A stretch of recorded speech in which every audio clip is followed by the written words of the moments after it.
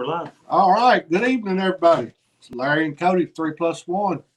Thanks for coming in. Who all we got with us this right now, Cody? Let me get chat pulled up here.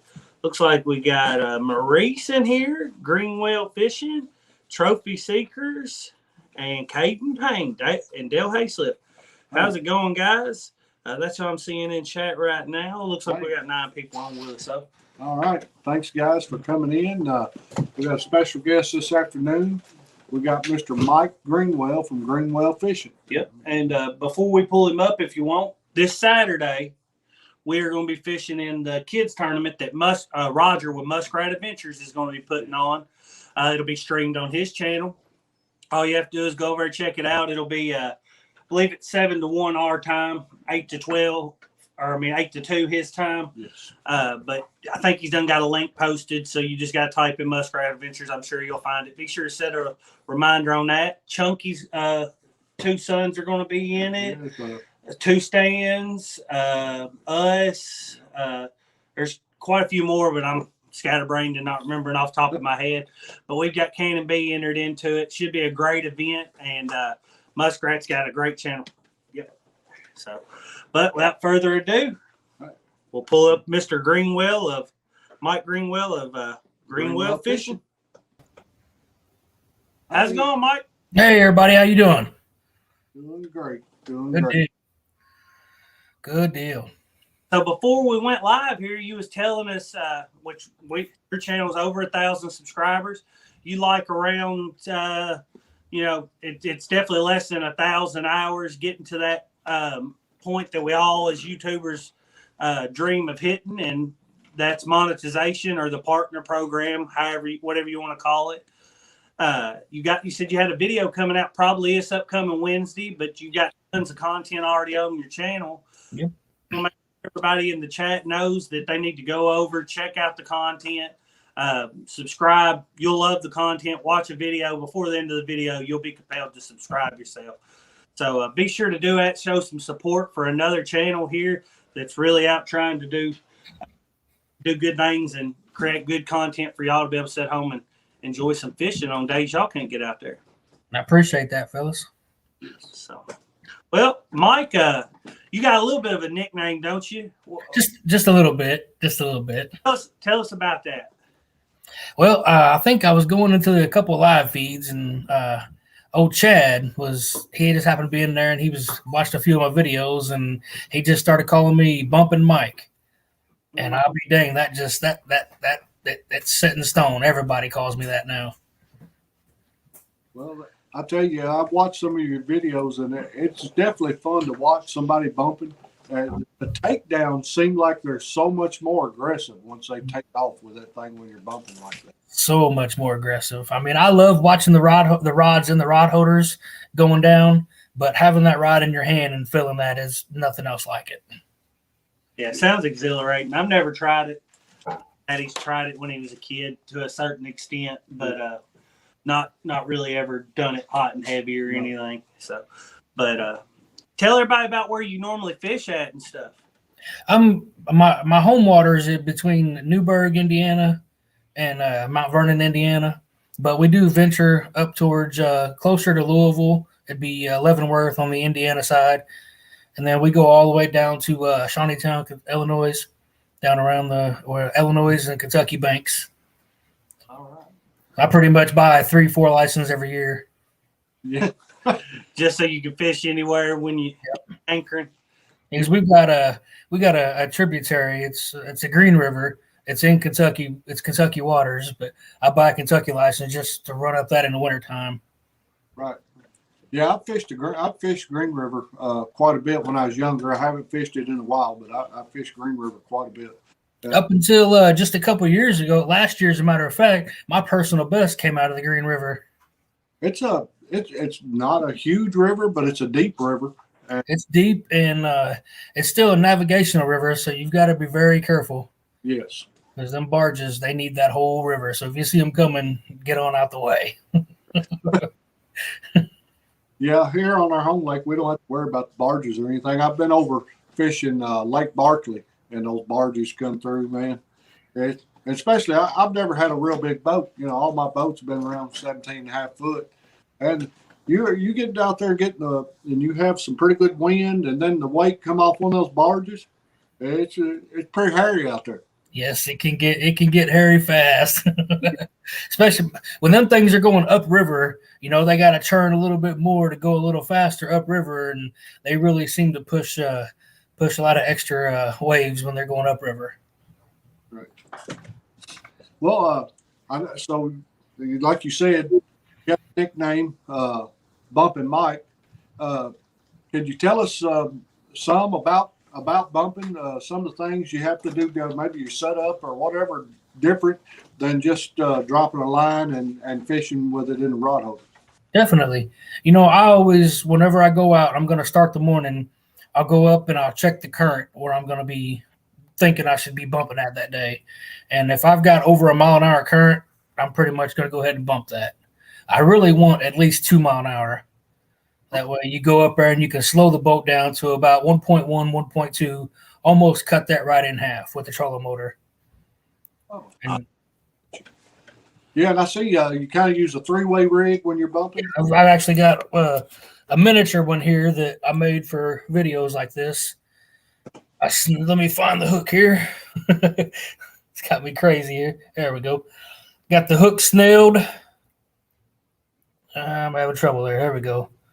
So 8-aught Gamakatsu snailed, and I go down to a ball chain swivel. I put that in the middle.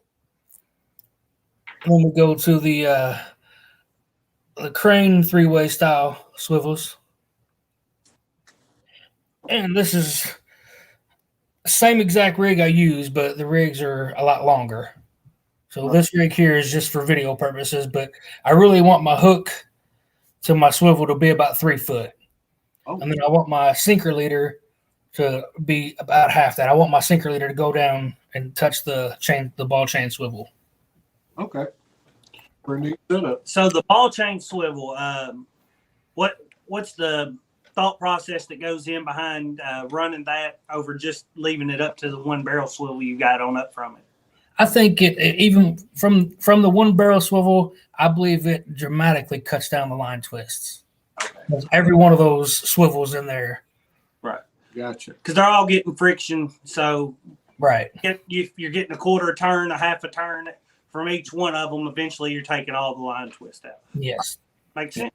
And you're bumping in current, so that bait's down there just to move in, just to flip in. So you don't want to reel that thing in and everything be all tangled together and you wasn't doing anything. But one of the main things is you want to slow the boat down just fast enough to where you can feel that bottom. For somebody starting out, you want a cannonball sinker because the cannonball sinkers have so much more bottom that hits the bottom of the river level. And you'd be able to feel that. But so I can use a 2-ounce bank sinker now, and I can feel that fine. But somebody starting out, you want as much touching to get more feel. All right. Got you. That's pretty neat. Yeah, it's something I think it'd be definitely awesome to try if we went and fished some current somewhere, which we have no current where we're at.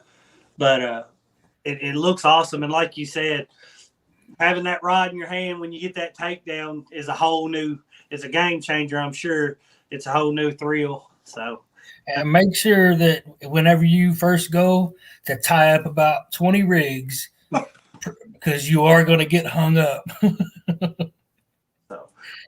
So no shortage of hang-ups when you'll eventually get the feel. You can feel like a tree or something down there, and you can lift it up and pull it over it. But when you're first starting out, you'll be sitting there thinking, man, I don't feel it no more. Then the next thing you know, the line's going behind you, and you just break it off and start over. Right. How many times you try to set the hook into a tree while more than you know. that seems like what would be my biggest problem is I'd feel that little bit of a snag, and my instinct would be like, oh, here's that's exactly right. Here's the fish I've always dreamed about. That's exactly right. All right. So also, from watching your videos, I know you also fish a few tournaments also. Yeah, that's what that's what really got me into catfishing. I don't usually put it out there too much, but I'm a recovering alcoholic, and I was looking for something to do in my spare time, and I started seeing some of these catfishing tournaments, and being a competitive guy, them tournaments sucked me in, and I love them. Even if I don't do any good, I keep going back. Right. Yeah.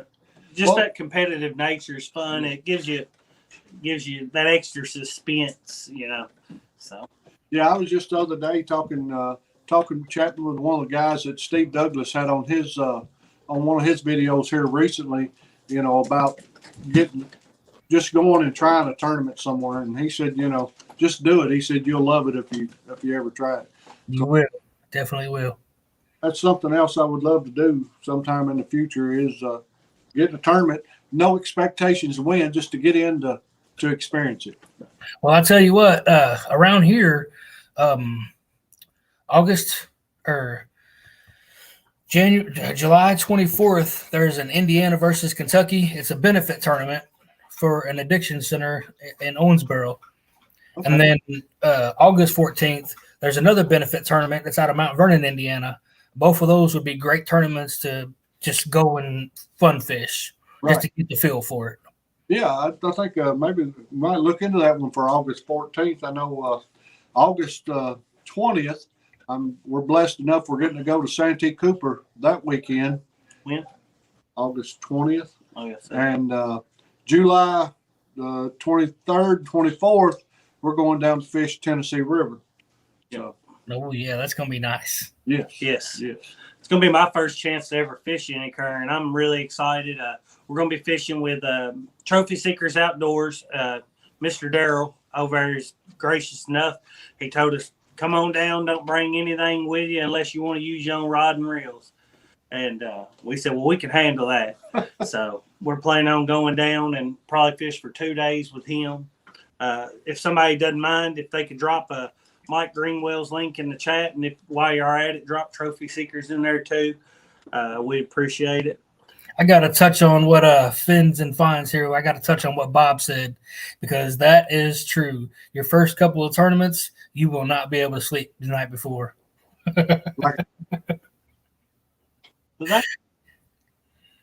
We got the thing about it is, where would you put the?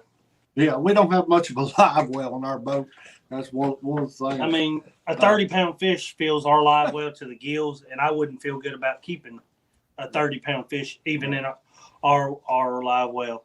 I know a lot of people use truck toolboxes, and retrofitted with if I can speak, retrofitted. I still can't say it. I'm done trying to say it. Has aerators hooked up on them, and that seems to work okay. I'm not sure what the success rate is. You hear mixed stories on what the success rate is on live release from tournaments. You can set them up to where you can have fresh flow coming in. You can set them up to have oxygen in them. You can set them up just like a boat live well. You just got to take the time and do it right. Right. So, do you have pretty good luck when you're fishing the tournaments with the with a good release and stuff? I know that's a common question everybody has around tournaments.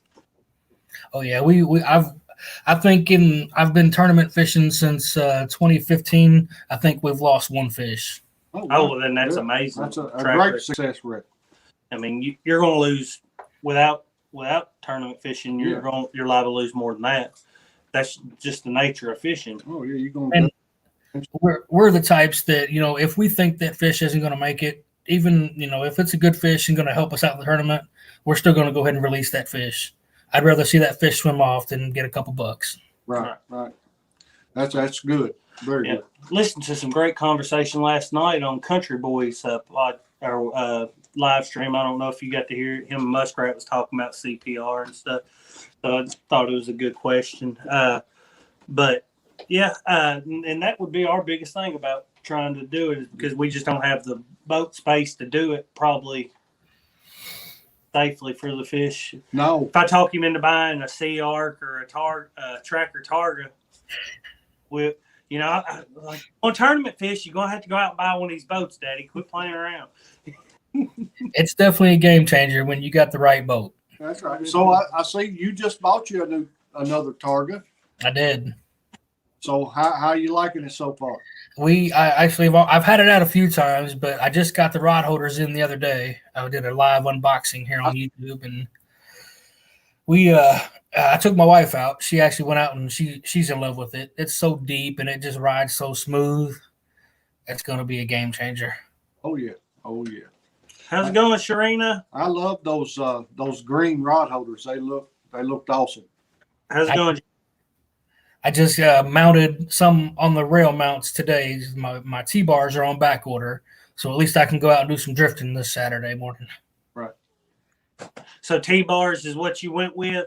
I did. I've always had the rod rack all the way across the back, but I wanted to open that up this time, so I went with the T-bars. I think I'm going to like that a lot better. Just because it's they're the same. The T-bars are set up pretty much like the multi-bars.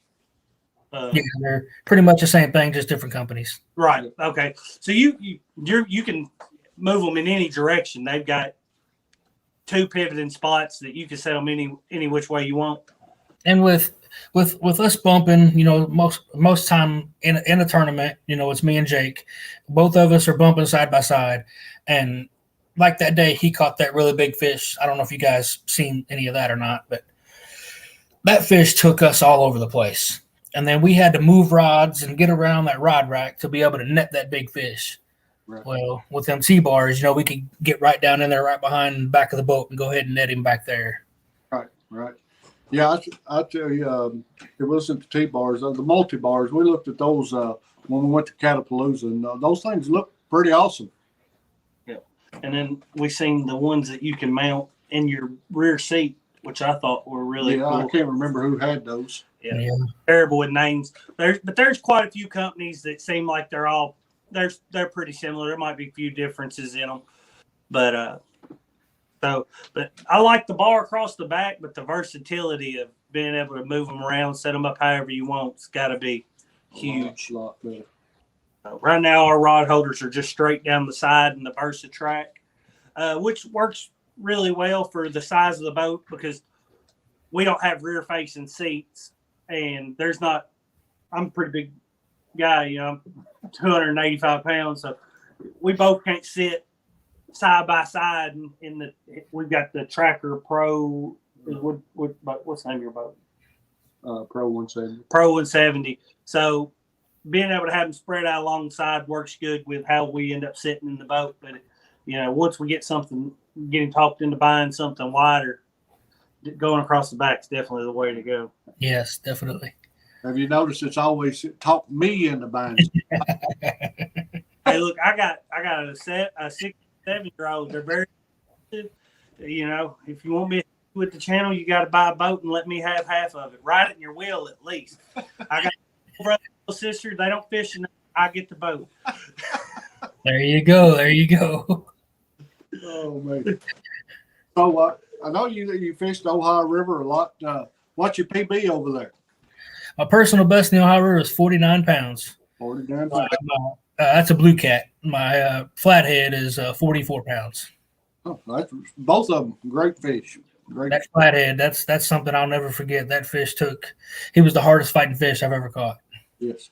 The flatheads, that's the thing about it. I love catching the blue cats because the blues don't mess around. When they take it, they go with it.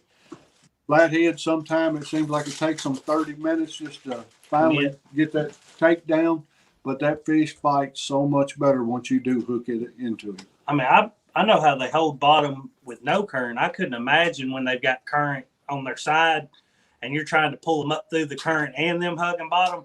44-pound fish is going to put flathead going to put on a fight. I've caught blues in the 40s. I can't bust that 50 for some reason. I don't know why, but I've caught multiple fish in the 40s. But we was drifting one day, and we went and caught some fresh skipjack, and we started drifting, and I caught a 34-pound flathead on a medium rod. Oh yeah! You talk about a fight. That was awesome. Jared O's got a question for you. He said, Greenwell just subbed. What is your favorite video you have put together? You have lots of videos. Want to start with the best? I'd say my favorite is probably where I caught my personal best, just because I explained the bumping rig, I explained setting the boat up, I explained getting the trolling motor set up. So that I'd say that's probably my favorite, just because of that reason. All right. You know what it's titled, so they can be sure to look it up? I think it's just my personal best. Okay. All right. Well, that's not hard to find, Jared O. And I'm sure Mike's very thankful for you subbing, and we are too. We always love to see whenever people that come on here and are gracious enough to share their time on our channel, that they reap some benefit from it as well.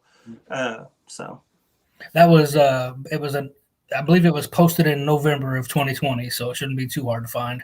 Okay. All right. And I don't think I've seen that video, so Well, if you're going back that far to look at videos, go on back to the one before that where Jake, my tournament partner, I don't know if you've even know, but he caught a 92-pound blue cat.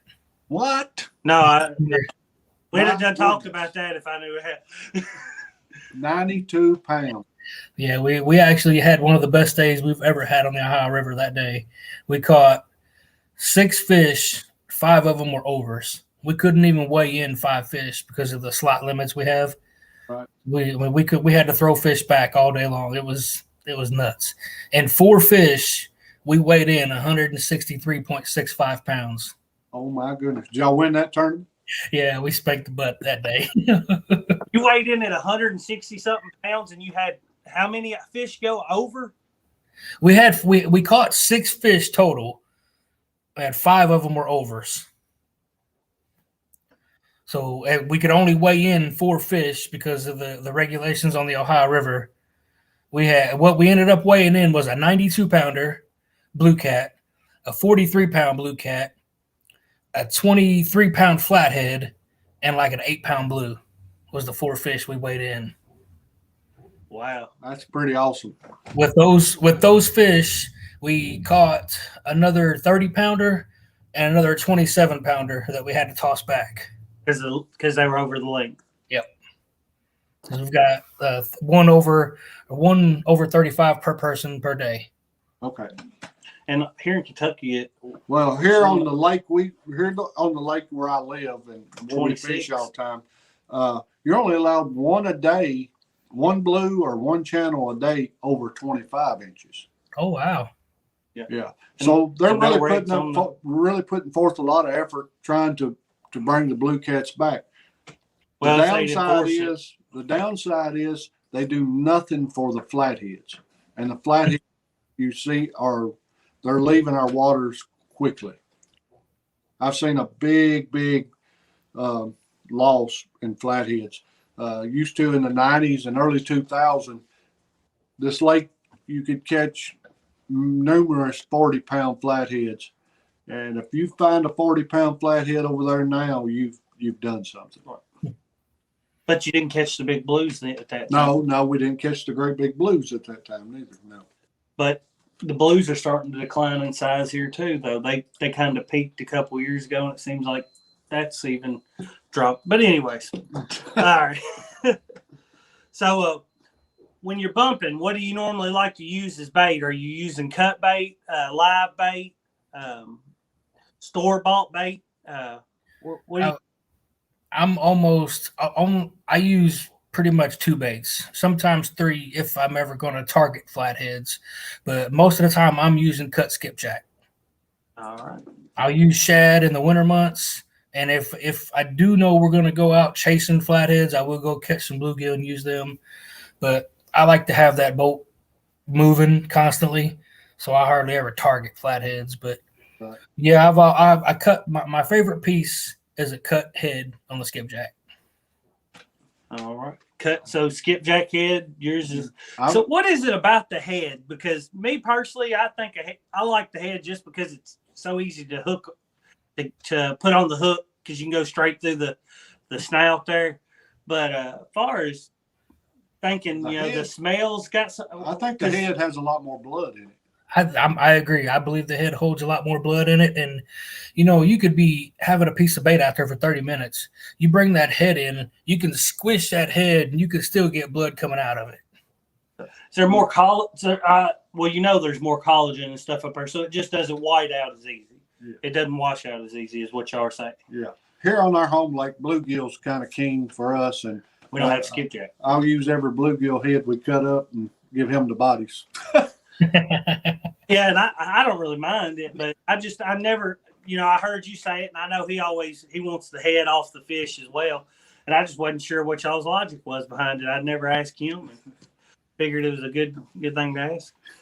This year, I've actually started doing a real small stinger hook below my 8-aught Gamakatsu. I've been putting like a 2 or 3-aught because there in May we was getting a whole lot of short bites.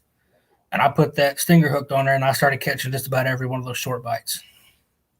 So when you do your stinger hook, are you just tying your snail knot with an extremely long tag and doing your normal snail for a stinger off that? Yeah, well, I actually didn't make it extremely long.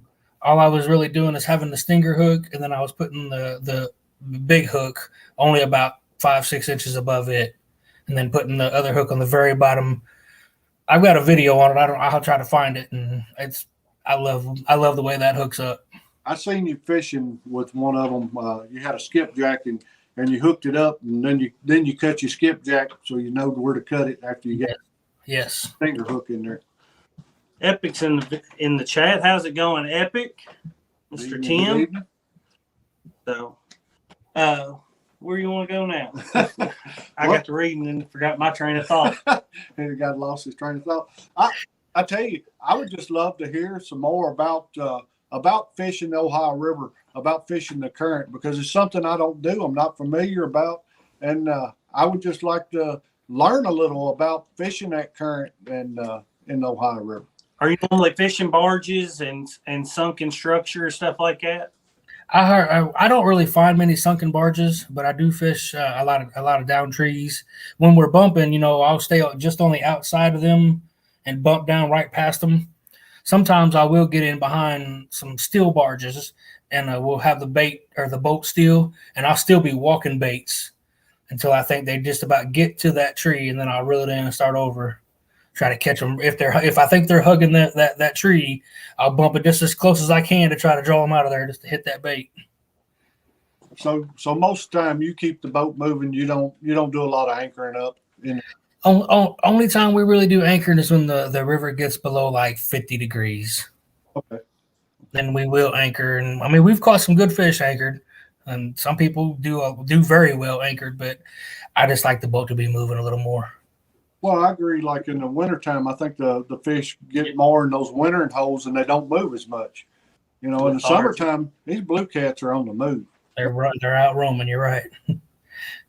But in the wintertime, they get in those wintering holes, and you can actually then anchor up and get on top of fish and catch them by being anchored up. But one thing about current is, especially for somebody that's not used to it, keep your head on the swivel, because them logs will be coming down the river, and you don't want one of them to get on that anchor rope. Right. Oh, got you. He will. It'll make for a bad day. Okay, so when you anchor it up, it'll run something down. All right. I had never thought about that, but I tell you what, when I first started, I've only been fishing since 2014. So when I first started, I had a separate knife I kept up on the bow of the boat. So in case something got in there and I couldn't get it out, I just cut it and let it go. Right. But even now, when we're fishing the Green River, I take a buoy and tie it onto the front. So when them barges are coming, I just toss that buoy ball and then get out of the barge's way and go on back to him. And get that anchor, yeah. Gotcha. Anchors aren't cheap, so that's definitely the way you want to do it. Jared O said, do you keep logs of your trip? If so, what are some things you take notice of? That's a good question, because I honestly just started doing that this year. And I'm going from the barometric pressure to, if it was sunny, cloudy, I want the temperature, the water temperature. If we was fishing structure, if we was fishing right on the ledge, or if we was fishing out on the channel, I'm writing all that down. Right. Something we should start doing. Yeah, I think that's a good idea for anybody to do. So it's great information to have, and because you can do research all you want, and all right, if I ask you something about fish in your waters, and you could say, well, when the barometric pressure is around this, or you've got a cold front moving in, or this or that, whatever, I could go do the exact same thing on my water, and it be the worst idea in the world. It's fishing is not an exact science. No. You know what goes on in one water system is completely different to another. So really, at the end of the day, you've got to put in the legwork yourself. You know, as far as that stuff goes. So that's definitely something we should start doing. So you said you started this year. So you've been doing it for 5 months now. Yep. I think I wrote down. I remembered some stuff about what we was fishing in December. So I went ahead and wrote down some stuff from December too. But I didn't actually start it until January. Have you noticed any trends yet? Since the Ohio River, the water has came down before the spawn. Yes. So have you wrote down enough now that when you see a certain weather pattern coming in, it starts getting you excited? I do. Yes. And that's the thing. We know the weather patterns we hate, but I don't know that we really get excited for certain weather patterns coming in. We know which ones have been bad for us because you always remember those. You don't have to write those down. This is what I know. I know I work 5 days a week. Sunday, I'm going to be at church. So Saturday, I'm going fishing. I don't care what the weather is. That's right. Yep, that's the way I do it too. I mean, that's if I can look at all my papers and it says don't go, but you know where you're going to find me. I'll be out there on the river trying. That's there right. You go. That's right. I don't care if they're not even going to bite. I'm going to be out there trying to make them bite anyway. One of my buddies, one of his favorite sayings is, "Fish are biting somewhere." That's right. They might be biting here, but they're biting somewhere. That's right. Yeah, well, that's the thing. I've seen days where I went out and I couldn't make a fish bite or get a fish to bite for nothing, and get back home and be looking at social media or somebody and look where someone right across the lake from me just caught the far out of them. Or vice versa. I go out and have just a great day, catch far-out fish, and come home. And one of my buddies called me. We went out today. We couldn't buy a bite. Well, I caught. I think sometimes it's just being in that right spot. Whether we're meant to be or not. That's exactly right. That day, the day that we caught all those good fish, and we had the best day we've ever had on the Ohio River. We had some guys stay in an eye level or just eyesight of us all day long. And they caught 5 fish, but none of them were bigger than 10 pounds. Right. I mean, they was that close to us all day long. And you caught a 92-pounder. Yeah, a 92, a 43, a 30, a 27, a 23, and an 8. That's a pretty day right there. Yeah. And they had their biggest fish was like 9.8 pounds. It's crazy. Yeah, the fish they were catching, the fish you brought in, the big fish of the day, would have eaten it for lunch. Right. So you use cut bait predominantly. Do you never use live bait? Do you not see a benefit to it? I personally don't. For like I said, I hardly ever anchor in the summertime for flatheads or even the springtime for flatheads. So I always just cut the bait up and go for the blues. Well, when you're bumping, I guess you've already got the movement, so you lose the real advantage to having a live bait, which is that it's going to move for you. And I think if you got a real lively bait and you're trying to bump with that, he's going to be swimming, so he's going to affect the feel you have for that sinker hitting the bottom. So he might be swimming up and pulling that sinker up just a little bit, and you're not getting as good sensitivity on that rod. So well, I've used live bait plenty, but I'll be honest, I have better luck on cut bait. And not that I haven't ever caught fish on live bait. I have. I've caught some good fish on live bait. But still, I think I've caught all the bigger fish that I've ever caught's been on cut bait. Yeah, I guess it comes down to whether you want the movement or you want the scent trail, because obviously the scent trail on a cut bait's going to be substantially more. I mean, there's no way around it. So, well, Saturday we've got Cane and B's going to try out a new a bait that I've never used before. I think you said you had before. Had a buddy call and say, Daddy had a friend of his call and say, you want these crawdads? So maybe we can get on some channel cats and stuff, and he can get some numbers in the boat. He said he's dead set on catching the smallest fish. They've got a award. And I think small fish in that tournament right now is 0.4 pounds. So I don't. Wow. I don't know that he's gonna do it, but so, even a crawdad might be too big a bait for them. For small. For people here with us right now, I'm seeing a lot of new names that weren't here at the beginning. I'm sure you can see the name on screen in the face. Mike Greenwell's on here with us. He is chasing that 4,000 watch hours. He has succeeded in the goal of hitting over 1,000 subs, but he needs to get the watch hours. If y'all have no lives going on, you're watching anything, be sure to stop in over there, watch a couple of his videos. He's got videos with his PB on it. That was a great day fishing. He really does give some great information out on bumping and how to set the boat up in that video. I think he said it was back around November. It's called My PB or something of that sort. I'm sure you'll be able to find it. And then not long before that, they had a day they went out fishing in a tournament, and they caught a 92-pound blue, and had to turn back fish and still weighed in 160-something pounds of fish in that tournament. So that's just 2 videos he's got on there, guys. So, there's a lot to choose from. So be sure to check them out. Let's help get Mike to that 4,000 watch hours. He's definitely deserving of it. He puts in the time on the water and shares the information with y'all. So be sure to go check him out. Wanted to get that out there for all the people that missed it at the beginning. Hey, how's it going, Kevin? Palmetto Cats. So, do you ever travel any to fish any other tournaments, or are most of the tournaments you do fish, are they there on the Ohio River? We've went down to Alabama a few times for a couple of tournaments. We like I said, we fished the Green River. I love fishing the Green River. They have tournaments in the wintertime on that river. It's got high banks on it that blocks the wind. So it's great to go fish that in the wintertime. Yeah, we travel quite a bit. Not as much as I want to, but.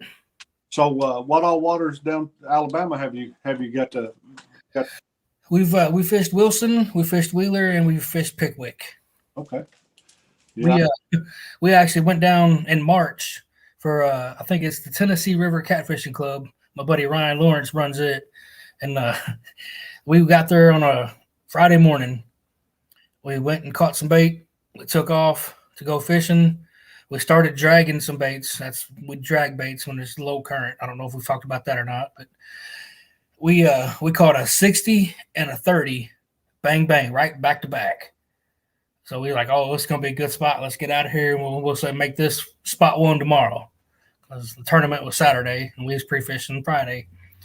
We go back to that spot and there was nothing. Saturday there was nothing. We caught over 100 pounds on Friday, and I think we weighed in 30 pounds on Saturday. Drastic difference. But it'd be like that. I mean, it'd be like that. Did a cold front move in? No, I think we just pulled that fish out of there, and him and his buddy was in there hanging out, and there was some other guys. I seen them come dragging it behind us, and I think they just scared the fish off that was there. Well, I'm curious about this. I know the flatheads are territorial. I know that to be fact. Are the blues near as territorial? Because it seems like you can get on the spot and catch a couple big. If you catch one big blue, you probably won't catch any small ones there, but you'll catch other big ones because the big ones will keep the small ones run off. Or if you start catching small ones, you'll catch a couple more small ones. So are they not as territorial as the flatheads are? I don't think so. I got a video. I was up at the Newburgh Dam bumping. It was a day in October in 2019, I think it was. And I caught, I think 2 fish in the 40s, 2 in the 30s, and multiple 10 to 15 pounders that day, all in the same line all day long. Only time I moved is to go over and catch more bait. Okay. That's a good day when you have to catch more bait. I tell you what, though, that's another thing. You know, it seems like anywhere that has skipjack is king as far as bait. Yeah, I wish we had it in our waters. Yeah, we don't have skipjack here, so it's shad and bluegills what they're feeding on most of the time. Yeah, and I got go ahead. I got buddies that I think even Epic, he'll use those red horse suckers. Yeah.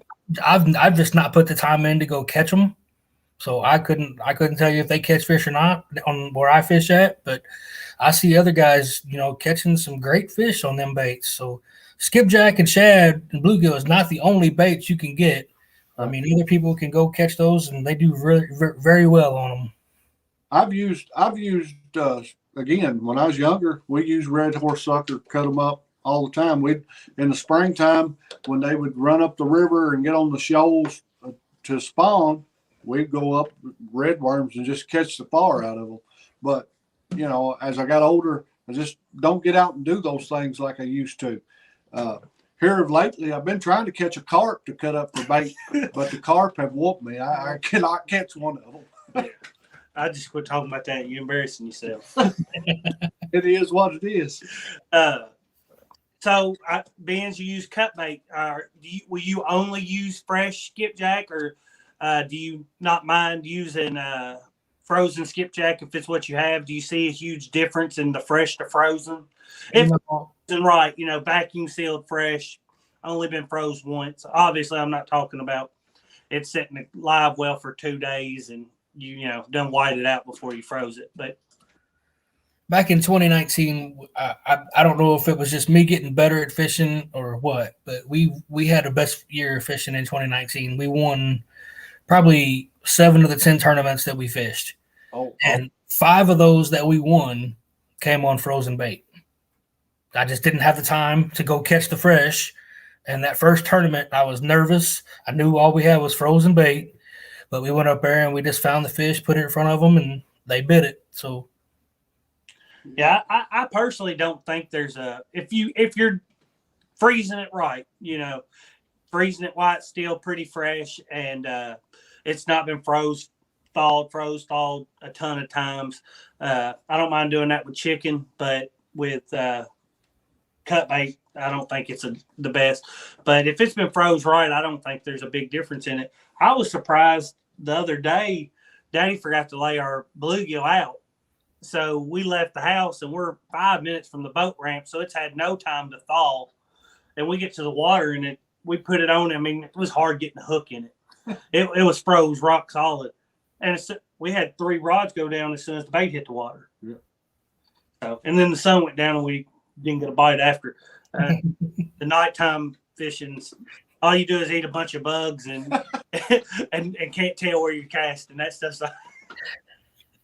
But anyway, that's why I've watched enough of Steve Douglas's videos. He cuts that frozen bait and he says this will be some time release. Yeah. Hey, there you go. I would have thought it would have hindered the bite. I assume that fish go off temperature to a certain degree. I mean, their barbels are covered up in taste buds, and their skin is also. And I would think that the temperature would also play a great deal in what. Well, I mean, I think that if the bait's in the water and it's going ahead and starting to thaw and it's releasing a little bit of a scent, he's not going to know that bait's cold till he's already hooked. Right. That's right. Right. Got it in his mouth. That makes sense. Yeah. All right. I guess I was putting too much thought into it. Or not enough. I think we tend to do that a whole lot, put too much thought into a lot of things. A lot of times go out fishing, instead of just going off your instinct, you're trying to, look for the fish and everything else. Sogo said, Cody, real doggone quick to throw Larry under the bus. Daddy needs to buy a bigger boat. Daddy forgot to thaw the bait. Hey, I'm not taking blame for nothing. Nothing. His job. I'm just there to be pretty. And he's failing at that. I wonder where I get it from. Oh, man. But anyways. I done forgot what I started talking about before you got started. The bait, like I said earlier, I work all week, so get fish on Saturdays. So, a lot of times if we get a chance in the evening, run out and catch some bait, I have to freeze it. So we'll have it on Saturday. Yeah. I need to build us a bait tank is what I need to do. Now, have you got a bait tank or anything like that? No bait tank, but I do got a big old deep freeze that I'll catch them. I don't even vacuum seal my skipjack. I just put them in the Ziploc baggies. I roll all the air out of them. I use them so fast that they're not going to go bad. Right. Gotcha. Yeah, we've talked about building a bait tank. We just hadn't done it. Daddy got a couple of. I don't know if any of y'all guys have ever worked in a factory where they did the dry ice cleaning.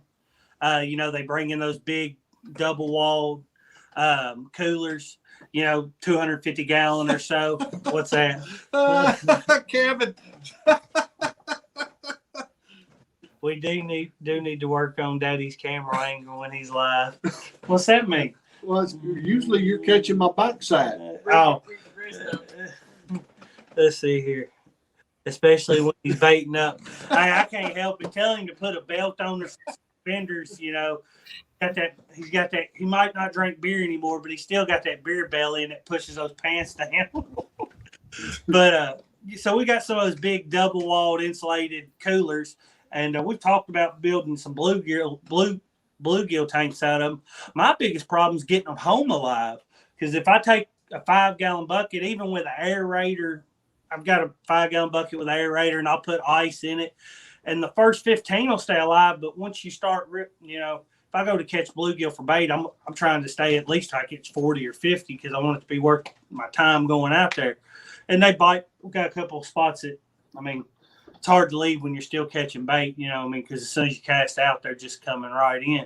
And once I'm overcrowding my bucket, I'm too lazy to pack anything bigger. So getting them home alive has been my real problem. I think you need to check out Keith fishing and stuff. He just did a second video on a bait tank cooler. Yeah, I think you need to check that out. I think that'll help you out a lot. Yeah, but I just don't want to pack that cooler. By the time you put enough water in it to keep 50 bluegill and stuff, then I got to pack that. Come on, man. I didn't get this shape by real active. That 5-gallon bucket weight. Heck, I try to make sure boys aren't bit. My 2 6 and 7-year-old ain't busy because I make them pack the 5-gallon bucket. They pack the cooler, so then I would actually have to pack something. They say we work harder at catching bait than we do work to catching catfish. Yeah. Well, I hope he does. They do make coolers with wheels on them. There you go. Yeah, I'm not drilling in my cooler. I had a nice little Yeti cooler. It works great, but I can't. I already don't like cutting bait up on the top of it when we take it surf fishing. So. Oh, man. But here's Pins and Pies says, I got a 50-gallon creek bait tank in the boat. I like it a lot. All right. Yeah, my boat's got the one live well, and it's got an aerator and everything, but it's just not that big. But I think if we did make us a bait tank and kept our bluegill alive, then we could, when we went out, we can have them live and have that choice. If we want to fish with some live or the cut bait, either way. Well, the thing is, a lot of the bluegill at the little spot I go catch bluegill at, I love going there because I just know that I'm gonna catch plenty of bait. In an hour, I can have 30 to 50 bluegill, but a lot of them are that what is that, 3 inches in size, and which I like to use live because it's cut the tail off, but you're not gonna cut that into many chunks. It's just a small bait, and but they're already dead. You just gotta. Daddy will fillet the sides up, make what they call it, flapper out of it. So while we're talking about bait, I know you like skipjack. What all kind of rigs do you use to catch those skipjack? My favorite rig, believe it or not, is just a sabiki rig, and I'll take and put on the bottom of it. It's got a clip where you're supposed to put like a weight or whatever. I'll just tie a small leader and hook it on there, and then put a white crappie jig, and have it just about 6-8 inches from the back of it, and put a split shot on it for weight. That's been my favorite rig. But I will just tie on 3 white curly tails, or they make this It's called a shiny hiney. You can buy them out at a Walmart. Those things, Oh. man. Certain days you can catch skipjack on those when nobody else is catching them. Right. I watch videos of people catching skipjack, and to me, it looks like it's as much fun as catching a catfish. Oh, when they're on, sometimes I'll go up there and catch bait, and I'll lose track of time. I'm like, I ain't even got time to catfish. So, which it's great. I mean that get to it's nice to break up fish. We like to crappie fish, catfish, bluegill fish. We wanted to go this year and go catch some red ear at Lake Barkley, but we ended up not finding time to go. But I think most cat fishermen like to do a little bit of different kinds of fishing. So having a bait fish that you really enjoy to catch, spices fishing up a little bit. I'm gonna give a shout out to my buddy Stan. He came down a few weeks ago. He's an Illinois boy.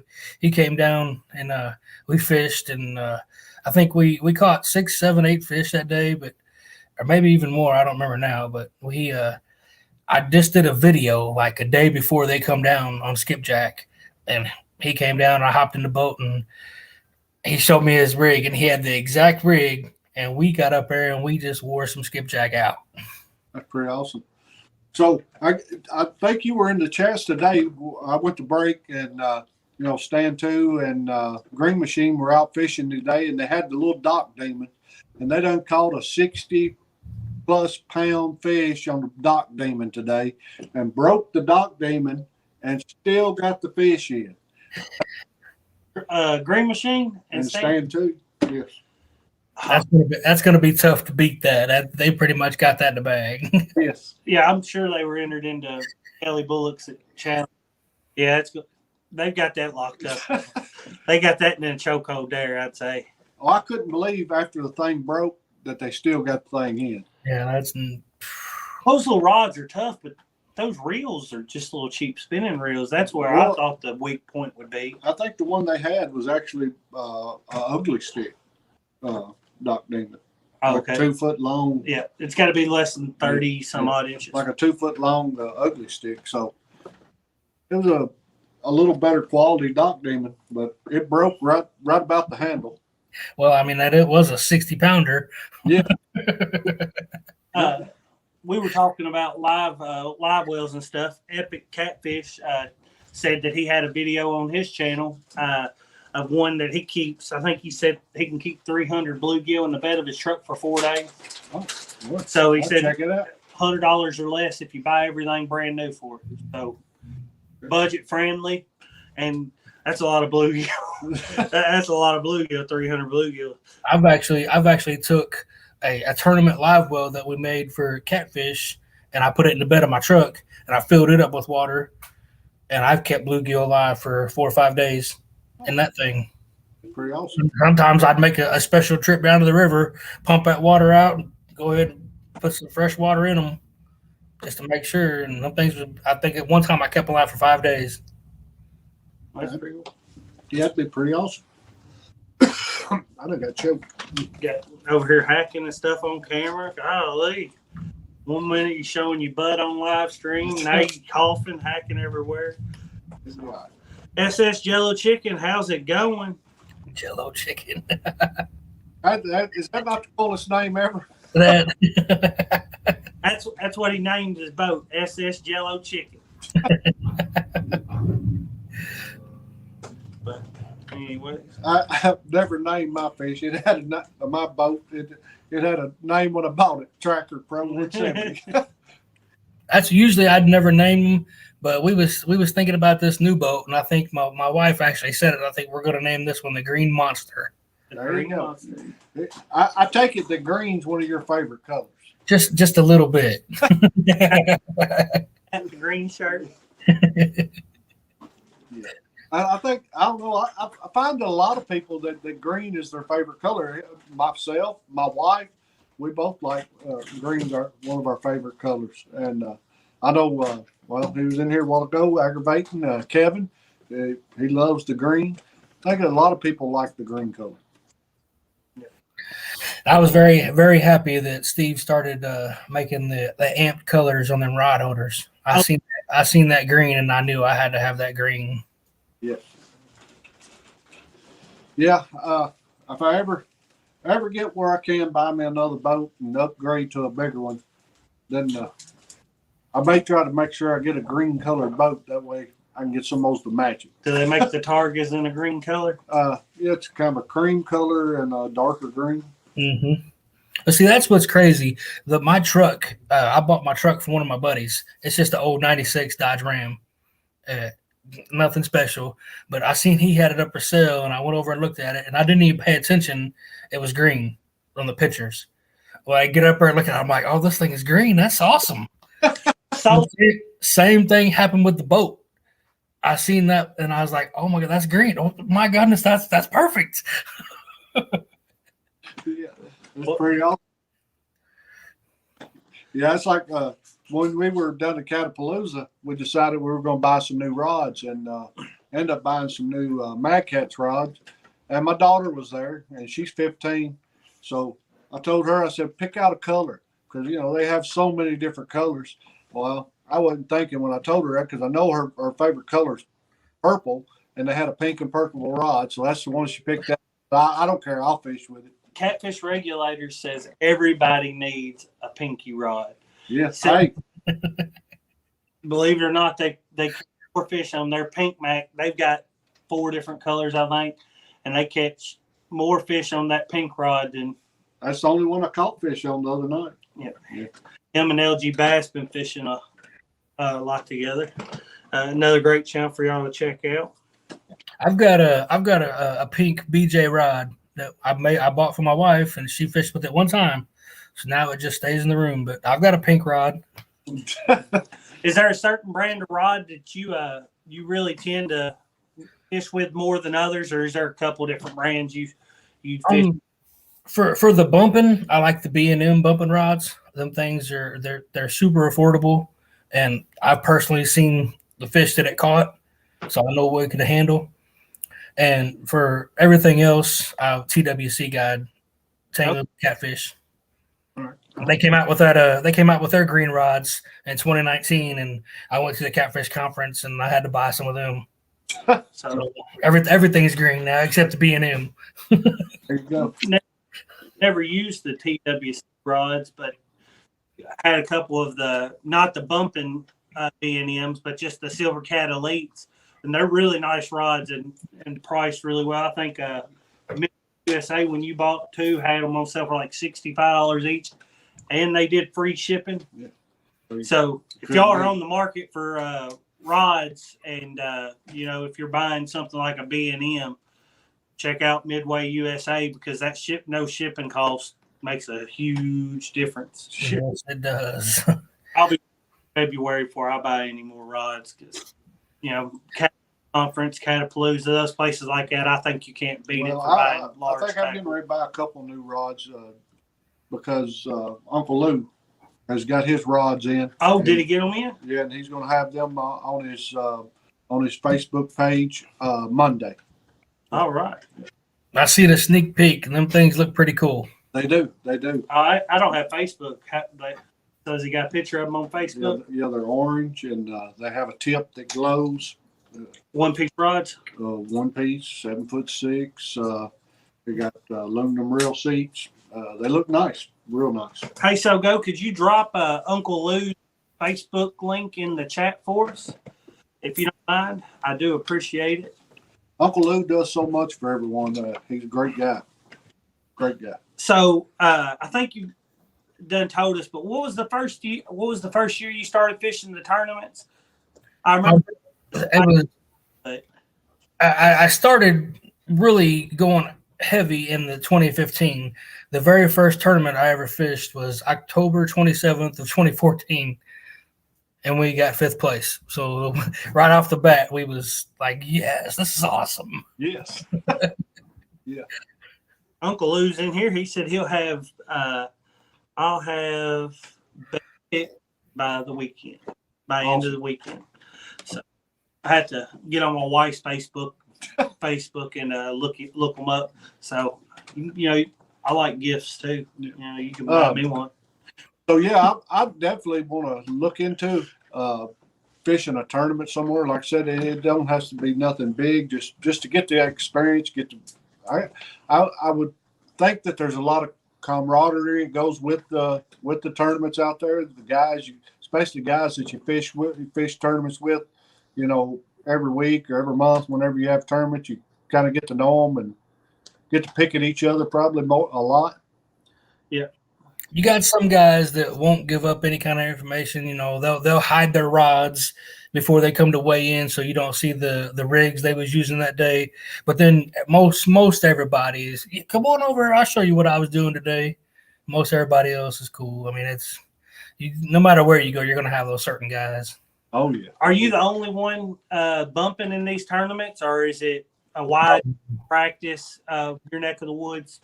There's a whole lot of us up here bumping. When the current's right, everybody's bumping. But there's times that when I go bumping when I probably shouldn't. I go look for current and I'll get right up on the damn wall. And I'll bump. If I have to bump a quarter mile, I'll pull back up and just keep bumping that quarter mile. But sometimes I should be down drifting, but. And you can't beat the nickname Bumping Mike. It's catchy as all get out. That's pretty cool though, the bumping, and that you just say, we're going bumping. It kind of fishing's not always what comes to mind. Yeah. Whenever I was 16, that's what we'd have called riding around with our stereo wide open. We're bumping. That's good. That's what I remember. One time we showed up to a tournament and my buddy was redoing his boat, and we took his boat that day. We didn't have no rod holders on, so we knew what we was doing. We took 4 rods with us, 2 bumping rods apiece. So that way, if one of them got hung up and snagged, you just grab the other one and get back at it. And people was looking at us like we was crazy. We just had a plain boat, no rod holders, and we come back in, I think, 2nd place. So it worked out for us. That's pretty awesome right there. Yeah, I guess if you didn't want to spend a bunch on dressing your boat out, you go buy you a new boat and say your multi-bars or whatever hadn't come in yet. Bumping's a great way to go ahead and get that boat in the water and actually get on some catfish then. That's exactly what I did last Saturday morning. I didn't have any rod holders or nothing, and I went up there to try to catch a few pieces of bait, and luckily the boat came with a trolling motor, so I didn't have to wait on it. And I got up there and I bumped down through a few times, and the weather came in and ran me off, so I had to take off. But so does that boat also have the VersaTrack around the? No, it don't have the track. I wish it did have the track, but I did get those. Not these mounts, but I got the rail mounts. Got you. But I just don't know about them. I just don't know about them. That's the first time using the rail mounts, and I'm a little iffy. That's one of the favorite things about my boats, the VersaTrack. I love that VersaTrack, and it was real easy then to fix my rod holders. I just cut me some channel and put me some and bolted the channel to the VersaTrack, and then put your normal rod holders in it. Yeah, and because also you buy a brand new boat, you don't want to drill in the gunnel. You don't want to go drilling in the gunnel as many places as what you might want rod holders. That's a lot of holes in. You're putting in a lot of money. Yeah, just put carriage bolts in there and bolt the channel down, and then bolt the rod holders right to the top of the channel. It works. It works great. Plus, all you do is loosen your wing nuts up, and you can move them up and down the whole side of the boat wherever you want them. Which I have so many on there right now, you ain't gonna move them far. On one side I have 6, and the other side I have 5. Yeah. Need to move some to the back of the boat. Saturday, Cannon's saying he wants to do some drifting or trolling or whatever you want to call it. So I don't know if we're gonna do that, but probably be a good thing to try out. Do you guys do much dragging down there on that lake? We do. When I can get Cody to do it, I like to anchor. He wants to anchor up everywhere you go. I love drifting. I love drifting or dragging. That's the one thing I need to invest in. With my boat is upgrade my trolling motor to one I could I have a remote with or something, because right now it has a foot pedal and that's it. So I can turn it on continuous and go, but got to constantly be up there making sure I'm going staying on course. Yeah, that iPilot will change your life. Yeah, I've already looked into it. It's really not as expensive as I thought it would be. No, for that boat, you could probably get away with a 55-pound. Yeah, yeah. You probably get the power drive. It's just as good as the Tarova, but it's just a little bit less. It doesn't come with the fancy foot pedal and all that. Right. If I had the remote, that's all I would need. I'd be in business. And nowadays they actually have, if they're Bluetooth capable, you can download the app on your phone, and if your remote does die, you can get on your phone and at least control it a little bit. It doesn't have everything your remote has, but at least you can control it. That's pretty awesome. Yeah, that's a lot fancier than anything we got on the boat. So, yeah, the foot control trolling motor just wears me out. We went crappie fishing in Eufaula, Alabama, and Daddy back of the boat me some. Of course, you know, he keeping the nose where he can cast all the good cover. And I'm complaining about how he's running trolling motor. He's like, well, if you can do it better, you just get up here and do it. You know, because I nag the fire out of him until he gets mad. So I get up there, and I'm like, after 5 minutes running that foot control trolling motor, you know, it's like, golly, my calves are tired, you know. It didn't take long, so, you know, just run it up in whatever you want. I'm done. I'll go. Yeah, he likes to complain a whole lot. So.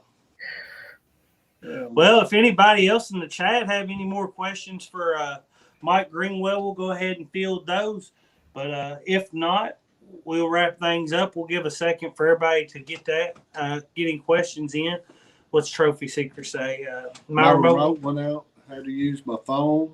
It worked great unless I lost service on my phone. All right. Well, that kind of makes sense there, I guess. And then that's Daryl. That's who we will be fishing with. July 23rd and 24th. Yep. Foot control secret is keep your heel on relaxed.